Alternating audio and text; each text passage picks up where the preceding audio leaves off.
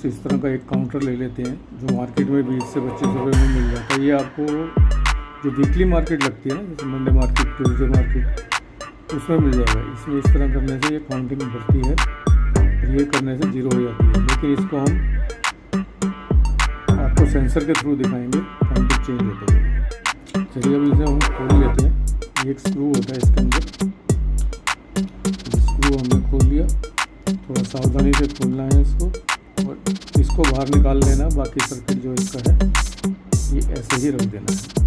अब इसमें 2 पॉइंट हैं जहाँ पे हमारे को ये वायर लगानी है, एक इस पे और एक इस पॉइंट पे। चलिए वायर लगाते हैं। तो फ्रेंड्स ये वायर का जो कनेक्शन है ध्यान से देख लीजिए। वायर मैंने निकाल ली है। रेड वायर मैंने एक सुराख में से निकाल कर बाहर कर दिया और वाइट वायर मैंने इधर से लिया। वायर आप पतली ही लगाना, जिससे कि फिटिंग करने से आपको कोई परेशानी ना हो। जो USB केबल के अंदर वायर होती है उस तरह की वायर आप यूज़ कर सकते हैं। चलिए इसको मैं फिट कर लेता हूँ।